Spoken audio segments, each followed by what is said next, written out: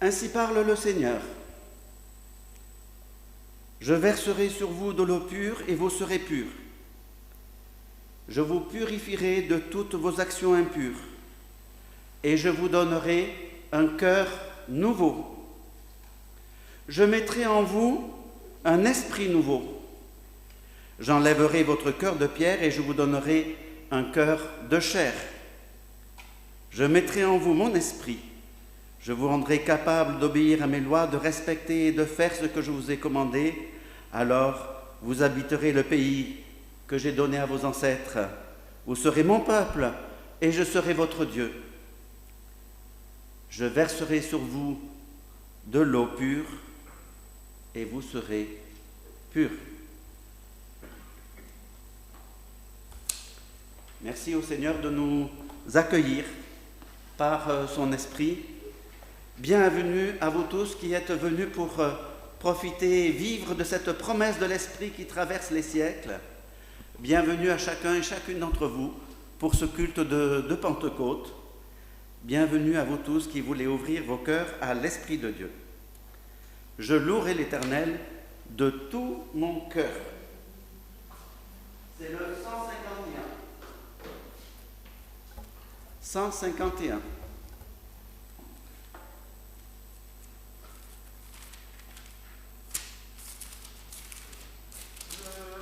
Attends. C'est mieux de commencer ensemble. Attends. Merci beaucoup, Daniel. Je louerai l'Éternel de tout mon cœur. Je raconterai toutes tes merveilles. Je chanterai ton nom. Je louerai l'Éternel de tout mon cœur.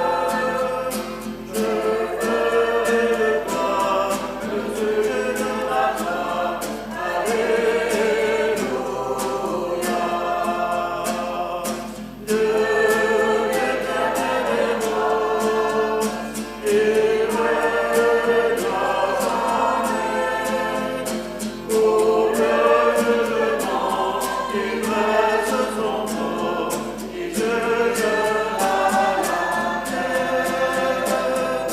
Dieu l'Éternel est bon, il réglera jamais.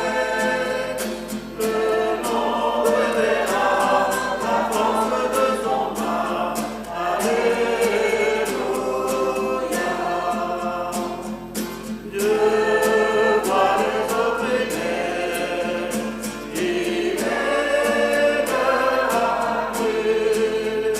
Leur rêve est pourtant les grandes détresses, son nom est à salut. Dieu voit les opprimés, il aidera plus.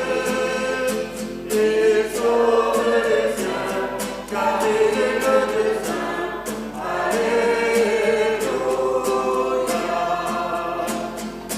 Gloire au Père et au Fils et au Saint-Esprit, au commencement, aujourd'hui et toujours, et au siècle des siècles. Gloire au Père et au Fils et au Saint-Esprit, d'une éternité à l'autre éternité. Alléluia.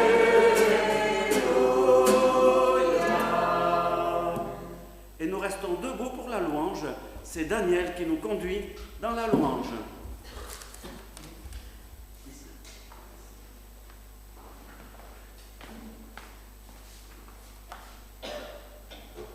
Loué sois-tu, Esprit créateur. Par toi, toutes choses sont faites nouvelles. Par toi, les hommes prophétisent. Par toi, les disciples deviennent apôtres. Loué sois-tu, Esprit de vérité. Par toi, nous voyons la lumière. Par toi, nous comprenons la parole. Par toi, nous apprenons à prier. Loué sois-tu, Esprit de sainteté. Tu rends témoignage en nous. Tu intercèdes en nous. Tu nous assistes et nous guéris. Loué sois-tu, Esprit de force et de puissance. Esprit de flamme et de feu. Esprit de sagesse et d'espérance. Loué sois-tu, Saint-Esprit, Esprit de Dieu.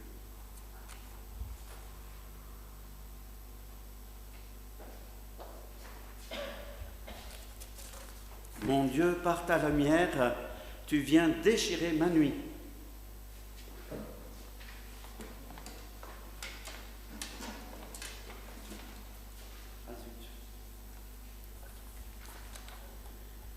Je me suis trompé. C'était le 507. Saint-Esprit, Dieu de lumière.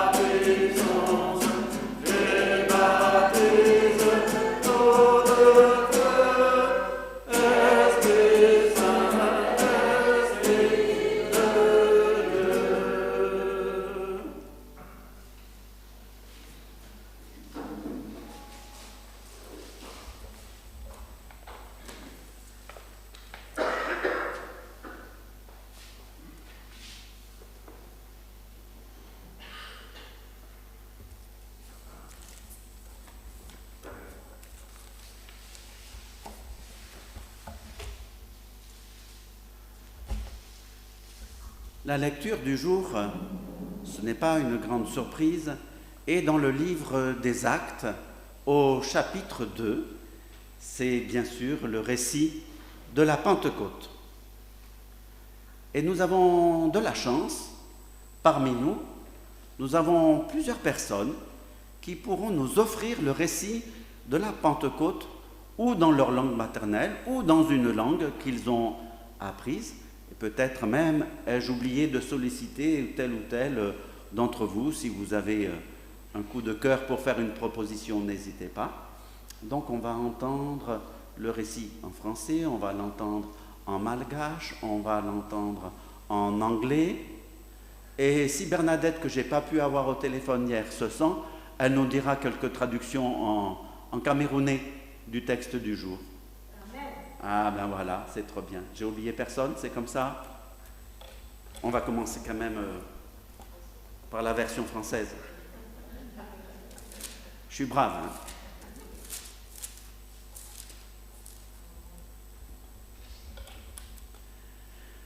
Quand le jour de la Pentecôte arrive, les croyants sont réunis tous ensemble au même endroit. Tout d'un coup, un bruit vient du ciel, c'est comme le souffle d'un violent coup de vent. Le bruit remplit toute la maison où ils sont assis. Alors ils voient apparaître des langues comme des langues de feu. Elles se séparent et elles se posent sur chacun d'eux. Tous sont remplis de l'Esprit Saint et ils se mettent à parler d'autres langues. C'est l'Esprit qui leur donne de faire cela. À Jérusalem, il y a des Juifs venus de tous les pays du monde. Ce sont des gens fidèles à Dieu. Quand ils entendent ce bruit, ils se rassemblent en foule. Ils sont profondément surpris parce que chacun entend les croyants parler dans sa langue. Ils sont très étonnés et pleins d'admiration et ils disent « Mais tous ces gens qui parlent sont bien des Galiléens. Alors comment chacun de nous peut-il les entendre parler dans la langue de ses parents ?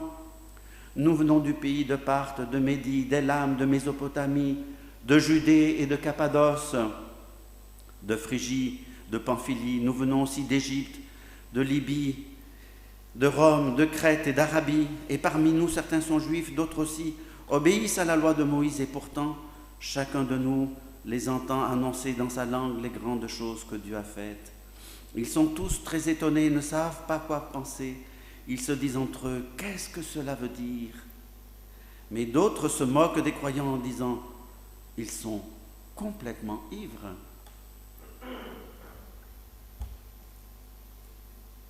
Liliane, pour commencer, en anglais ?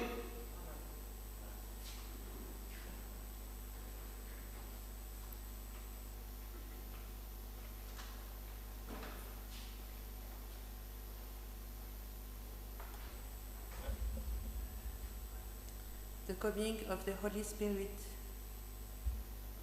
And when the day of Pentecost was fully come, they were all with one accord in one place. And suddenly there came a sound from heaven as of rushing mighty wind, and it filled all the house where they were sitting. And there appeared unto them cloven tongues, like as of fire, and it sat upon each of them. And they were all filled with the Holy Ghost, and began to speak with other tongues, as the Spirit gave them utterance. And they were dwelling at Jerusalem Jews, devout men, out of every nation under heaven. Now, when this was noised abroad, the multitude came together and were confounded, because that everyone heard them speak in his own language. And they were all amazed and marveled, saying one to another, Behold, are not all these which speak Galileans? And how hear we, every man in our own tongue, wherein we were born? Parthians and Medes and Elamites, and the dwellers in Mesopotamia, and in Judea, in Cappadocia, in Pontus and Asia, Phrygia, Pamphylia, in Egypt, and in the part of Libya about Cyrene, and strangers of Rome, Jews and proselytes, Cretes and Arabians, we do hear them speak in our tongues the wonderful works of God. And they were all amazed and were in doubt, saying one to another, What meaneth this? Others, mocking, said, These men are full of new wine.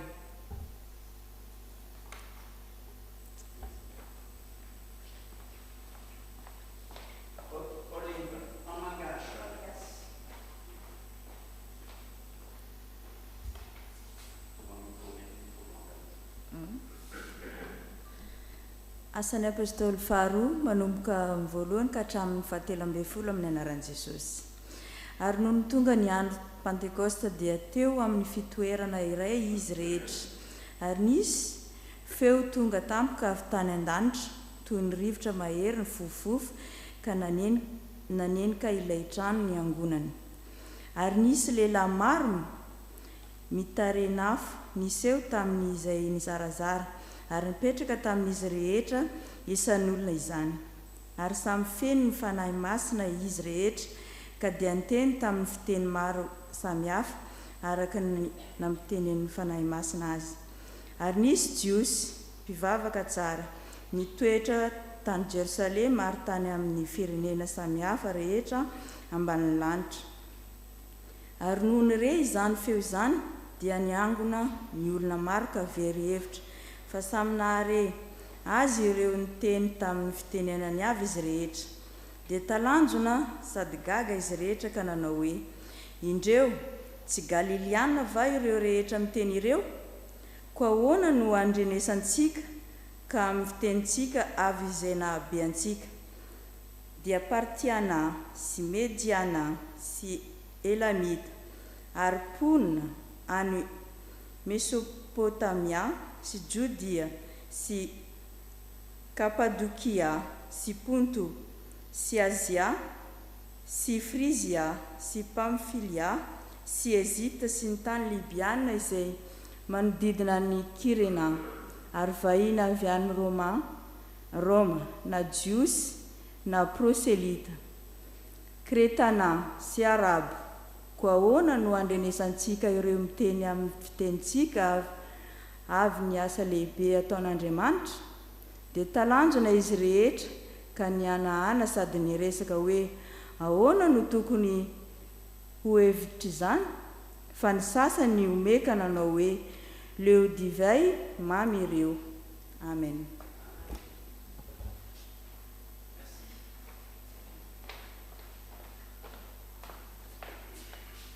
Alors Bernadette, t'as pas été...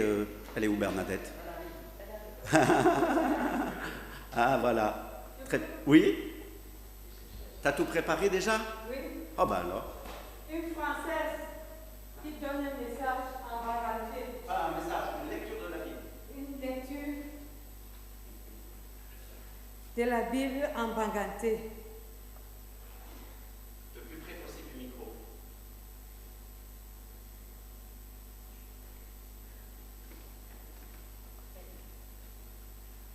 Bon. Je prends d'abord ce premier passage où... Tu n'es pas obligé de tout lire, hein? Tu n'es pas obligé de tout lire. Non, je ne suis pas obligée de tout lire.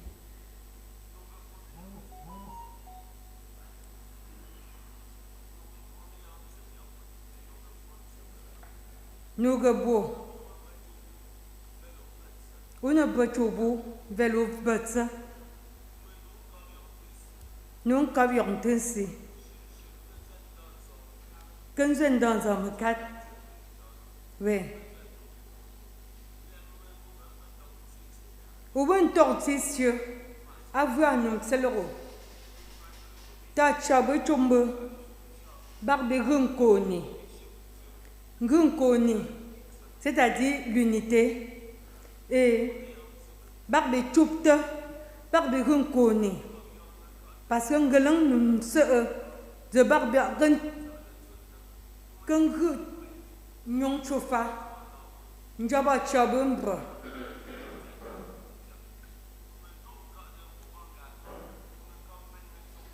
Donc, Zabouyok.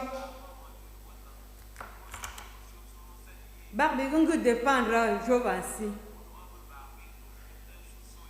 Donc, barbe gun koni. Nous mieux l'ingélu, Dieu. Amen. Merci beaucoup Bernadette. Merci beaucoup.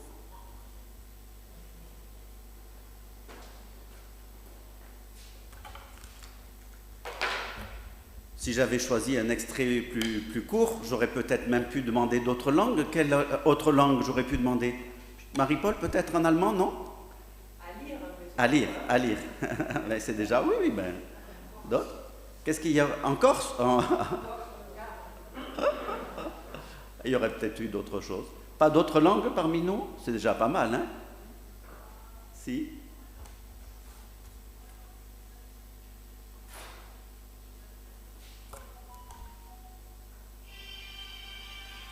Bon, eh ben, on va demander à Bernadette de couper son téléphone quand même. Hein?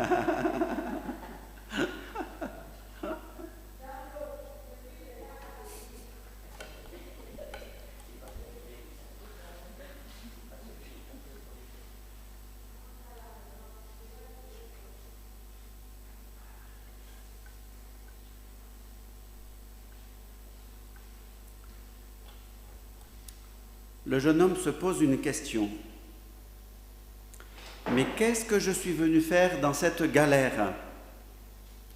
Il a à peine 19 ans, il transpire à grosses gouttes sous son casque et sous son uniforme. Lorsqu'il s'est engagé, Rémus rêvait de parcourir le monde en s'illustrant par sa bravoure sur les champs de bataille.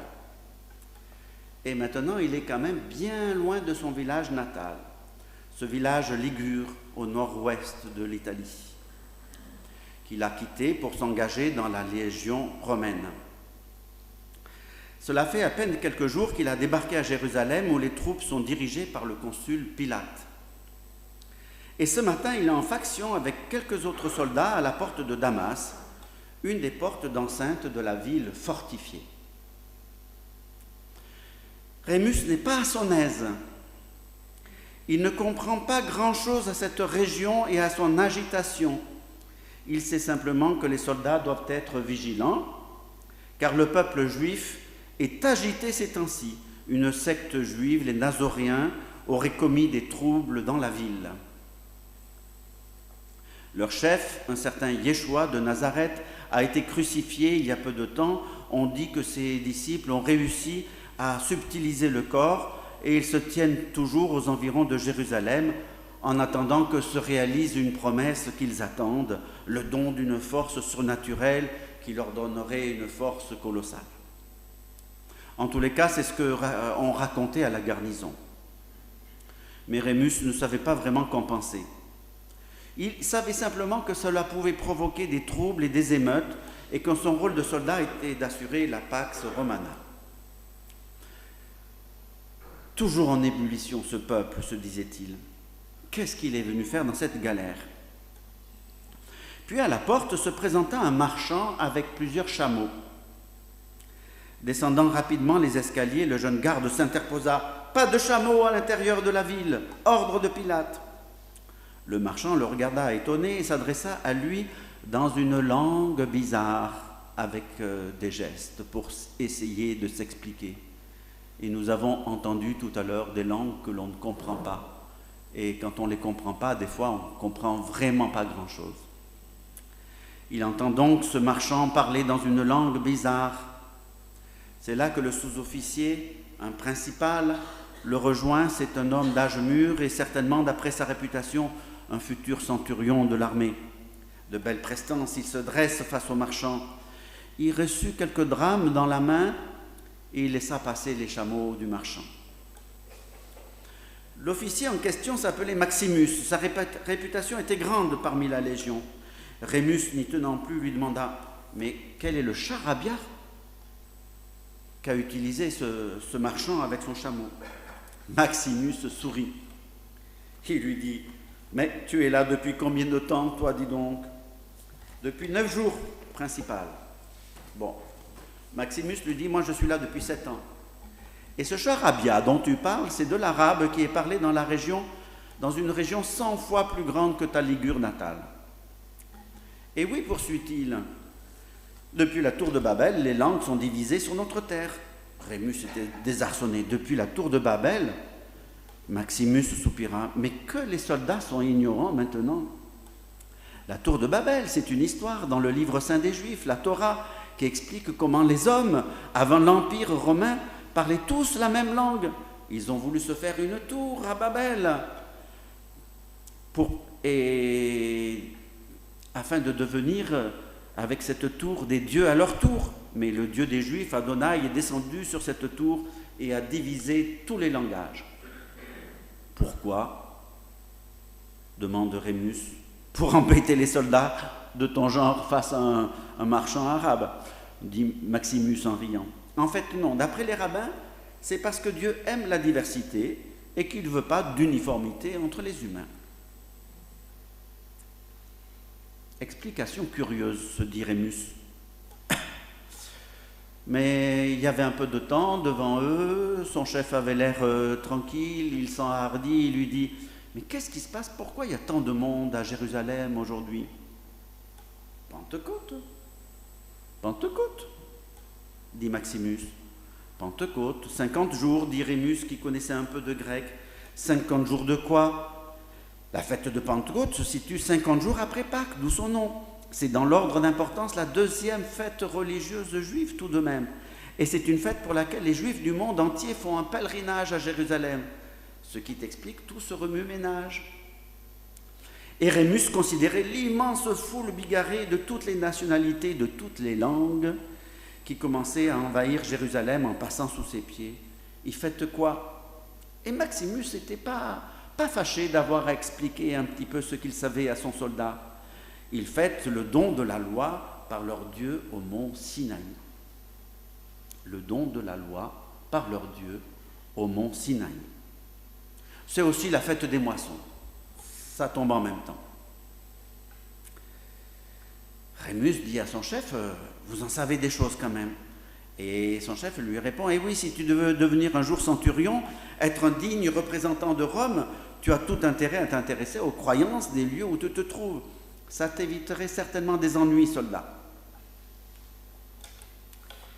Et Maximus n'avait pas fini de dire cette phrase qu'il y a eu une sorte d'explosion à ce moment-là.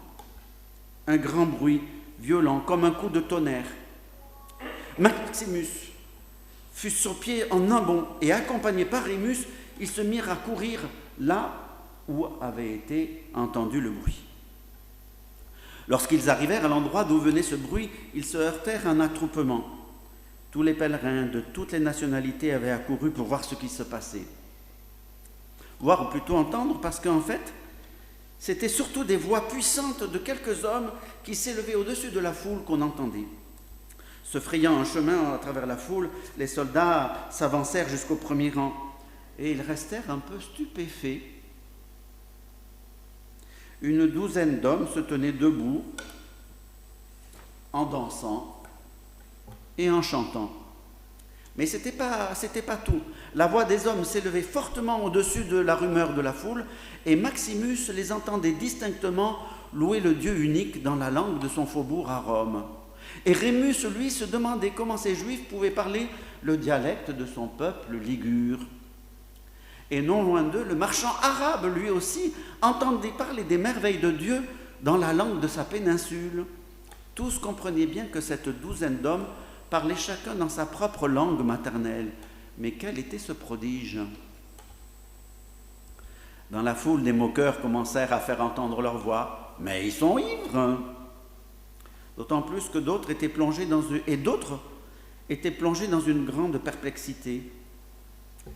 Et à ce moment-là, un des 12, dénommé Céphas, prit la parole et se mit à expliquer dans un long discours que ce Jésus de Nazareth qui avait été crucifié, cet homme-là était maintenant ressuscité et qu'en fait c'était le Messie attendu par les Juifs. Rémus porta la main à son glaive, prêt à disperser ces hommes qui troublaient l'ordre public. Mais regardant vers son officier, il fut stoppé net dans son geste. Car sur le visage de son chef, de lourdes larmes coulaient sur son visage buriné. Et celui-ci fit donc un geste à ses soldats et ils retournèrent à leur poste. Rémus ne comprenait plus rien, mais plus rien du tout. Cette fois-ci, il était complètement perdu.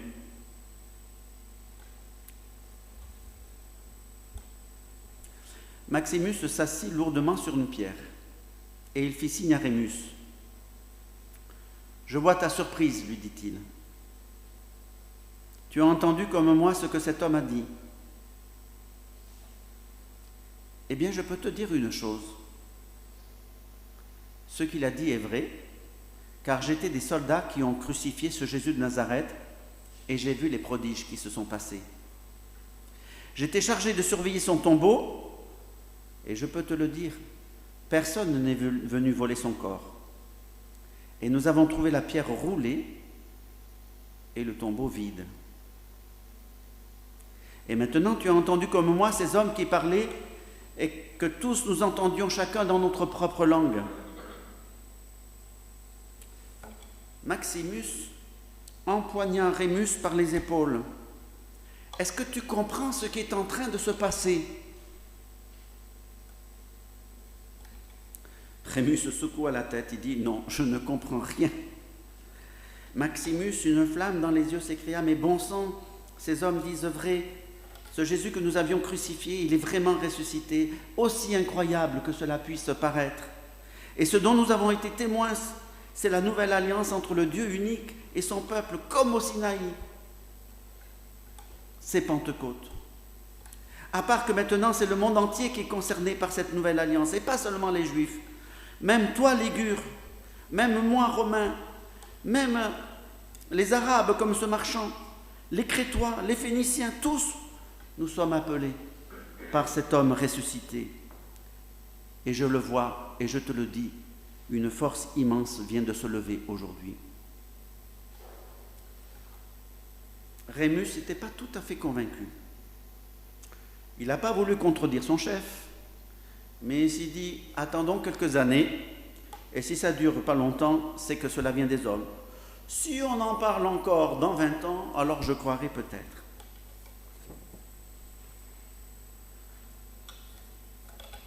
Si on en parle encore dans 20 ans, je croirai peut-être. Et vous le savez, frères et sœurs, on en a parlé 20 ans après, on en a parlé 200 ans après, et on en a parlé 2000 ans après. Et aujourd'hui, ensemble, nous en parlons encore. Amen. Aujourd'hui encore, l'Esprit est à l'œuvre. Est-ce que vous en voulez un signe? Je vous en propose un. Le signe, c'est vous. Là, ici. Le fait que vous êtes là, car depuis 2000 ans, l'Esprit appelle une minorité, ça a toujours été finalement une minorité de disciples, les a appelés depuis 2000 ans pour se retrouver et pour faire vivre le message de la résurrection. Nous sommes une petite minorité, et en plus, c'est vrai que chacun d'entre nous est différent des autres, certainement. Des hommes, des femmes, des extravertis, des timides, des vieux, des jeunes, des gens de gauche, des gens de droite, des savants, des simples peut-être, et ainsi de suite. Quel que soit notre langage, quel que soit notre tempérament, quelle que soit la langue que l'on parle, quelle que soit notre langue maternelle, l'Esprit Saint nous a appelés et nous sommes là aujourd'hui. Et avec cela, nous sommes des signes que l'Esprit continue d'appeler les uns et les autres. Comme Maximus, comme le capitaine au pied de la croix, le capitaine romain qui avait dit cet homme est vraiment le Fils de Dieu. Comme la nuée des témoins, ininterrompue depuis. Et comme vous et moi aujourd'hui. Et tout cela forme, que l'on ait conscience ou non de cela, tout cela forme une communauté, la communauté de l'Église, la communauté de ceux qui sont réunis par Dieu, de ceux qui sont réunis par l'Esprit de Dieu qui agit aujourd'hui encore. Amen. Amen.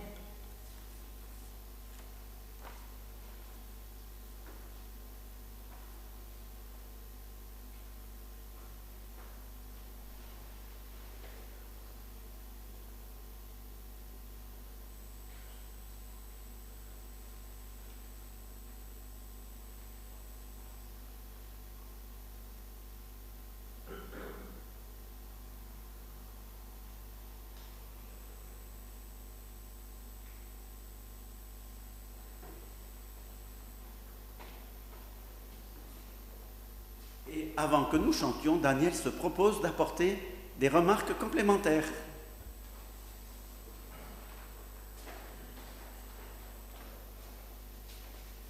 Quelques précisions factuelles pour mieux comprendre le texte que nous venons de lire et que nous a expliqué Georges.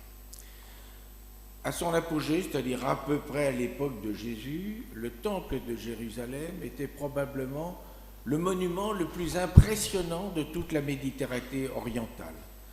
Un proverbe disait que celui qui n'avait pas vu le temple de Jérusalem n'avait rien vu. Cette dimension très très approximative pour fixer les idées, c'est tout le domaine des toutes œuvres. Pas seulement la partie Terre Nouvelle, mais également l'ancienne. Vous imaginez ce que ça peut représenter. La ville de Jérusalem, 30 000 habitants, en période calme, vivait par et pour le temple. Lors des grandes fêtes carillonnées, Pâques, la Pentecôte et les tabernacles, la population passait à 300 000 habitants. Elle était multipliée par 10. Et on venait de fort loin tellement était grand le prestige, le rayonnement du temple. On nous en a donné une liste tout à l'heure. Je précise, certains de ces pays n'étaient pas dans l'Empire romain. L'Élam, c'est ce qui est à l'est de l'Euphrate, du Tigre. C'est donc Mossoul, à cheval sur l'ouest de l'Iran et l'est de l'Irak. L'Arabie dont il est parlé, ce n'est pas l'Arabie saoudite, c'est plus au nord, c'est le sud de l'actuelle Jordanie. Et puis le chapitre 6 des Actes nous parle de l'histoire de l'Éthiopien, qui avait fait quand même 2600 kilomètres par la route pour venir jusqu'au temple. C'est dire un peu quel était son rayonnement. Amen.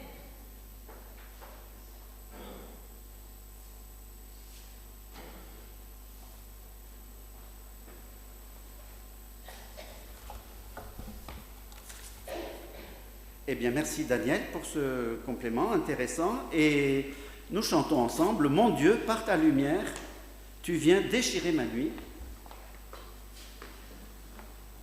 Merci beaucoup aux choristes qui nous conduisent.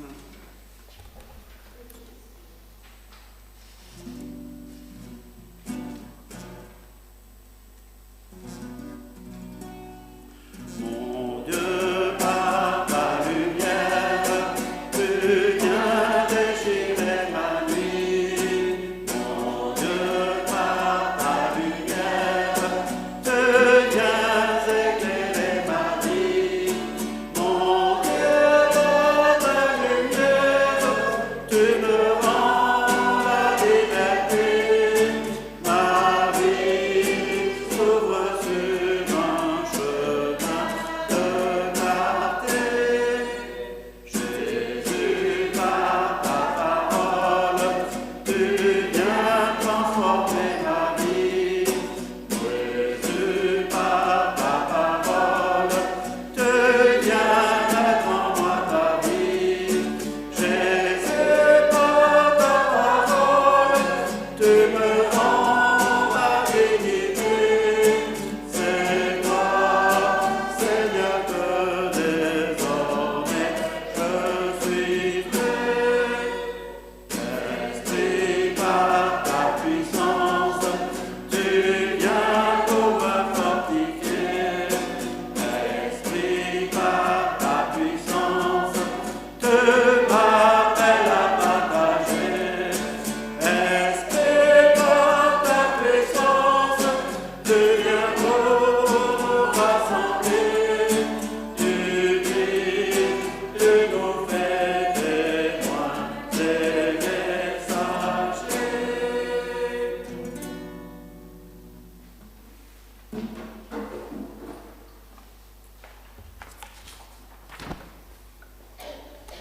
Chers amis, vous qui nous suivez peut-être sur Internet, vous saurez que si vous désirez participer à la vie financière de notre communauté, vous avez ici sur le panneau la façon de le faire. Et si vous voulez d'autres annonces ou d'autres informations de la vie de notre communauté, il vous suffit de taper sur Internet « Terre Nouvelle à Marseille » et vous tombez rapidement sur le site de notre paroisse et vous pouvez même demander à recevoir les informations en cliquant sur les contacts, le président ou le pasteur.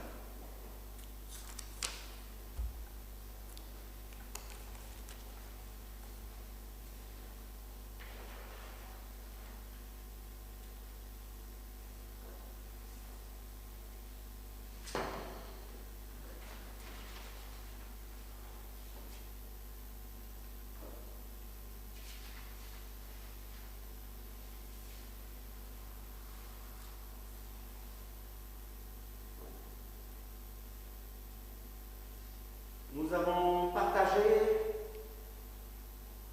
la parole du Seigneur et même en différentes langues. Et nous allons partager maintenant le repas du Seigneur. Il est vraiment digne et juste. C'est notre joie et notre salut de te bénir et de t'adorer en tout temps et en tout lieu, Père juste et saint. Christ, tu as créé toutes choses dans les cieux et sur la terre. Tout a été créé par lui et pour lui, et toutes choses subsistent en lui.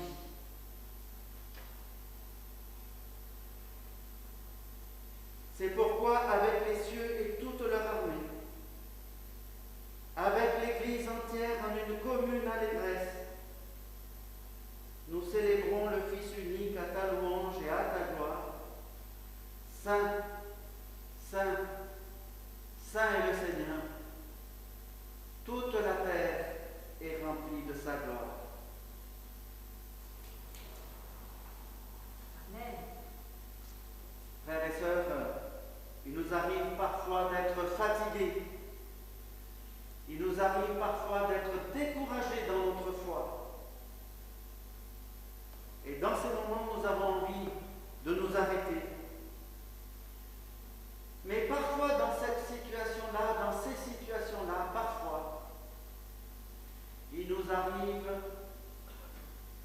de recevoir la visite d'un ange ou d'un ami qui nous dit une parole ou une nourriture, quelle qu'elle soit, réconfortante, revigorante, une attention, un verset qui nous rejoint et qui nous encourage. C'est comme une parole alors qui nous dit « Lève-toi et mange, car la route est encore longue. » Frères et sœurs, le pain et le vin que nous allons partager est un encouragement du Seigneur, une force du Seigneur sur notre route. Et je vous invite à écouter comment le Seigneur a institué la Sainte Seine. C'est Daniel qui nous conduit. La nuit où il fut livré, le Seigneur Jésus prit du pain. Et après avoir rendu grâce, il le rompit et dit « Prenez, mangez, ceci est mon corps donné pour vous. Faites ceci en mémoire de moi. » De même, après avoir soupé, il prit la coupe et dit « Cette coupe est la nouvelle alliance en mon sang. Faites ceci en mémoire de moi toutes les fois que vous en boirez. » Ainsi, toutes les fois que nous mangeons de ce pain et que nous buvons de cette coupe, nous annonçons la mort du Seigneur jusqu'à ce qu'il vienne. Amen. Seigneur, je ne suis pas digne d'être appelé ton enfant, mais tu as dit, je ne mettrai pas dehors celui qui vient à moi. Je ne suis pas digne que tu entres chez moi, mais tu as dit, je ne mettrai pas dehors celui qui vient à moi. Je ne suis pas digne de ramasser les miettes qui tombent de la table, mais tu as dit, je ne mettrai pas dehors celui qui vient à moi. Frères et sœurs, que tous ceux qui reconnaissent en Jésus le Christ, le Sauveur, puissent largement, abondamment participer à ce repas du Seigneur. Je vous invite à vous lever.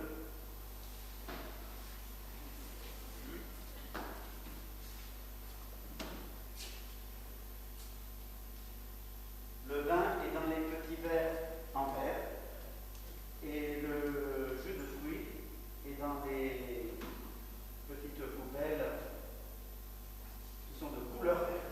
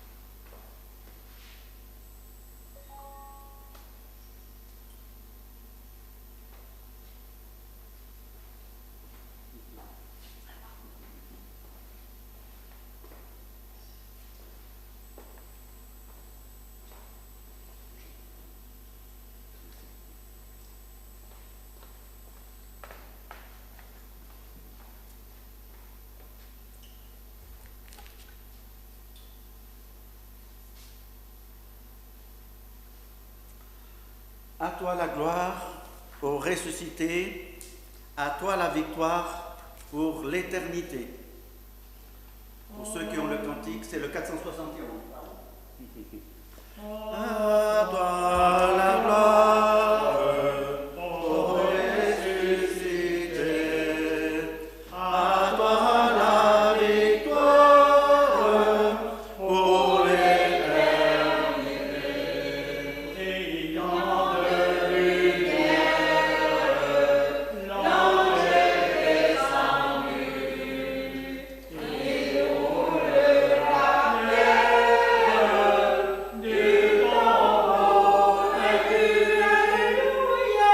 À toi la gloire, ô ressuscité, À toi la victoire. à toi la victoire pour l'éternité. Vois le paraître, c'est lui, c'est Jésus, ton sauveur, ton maître, on ne doute plus. Sois dans l'allégresse, peuple du Seigneur, et redis sans cesse que Christ est heureux. Alléluia.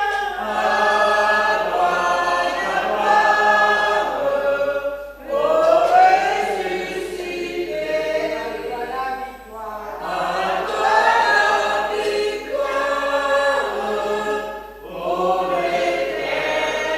l'éternité. Amen.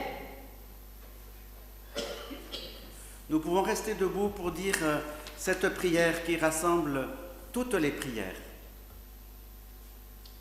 Notre Père, qui es aux cieux, que ton nom soit sanctifié, que ton règne vienne, que ta volonté soit faite sur la terre comme au ciel. Donne-nous aujourd'hui notre pain de ce jour.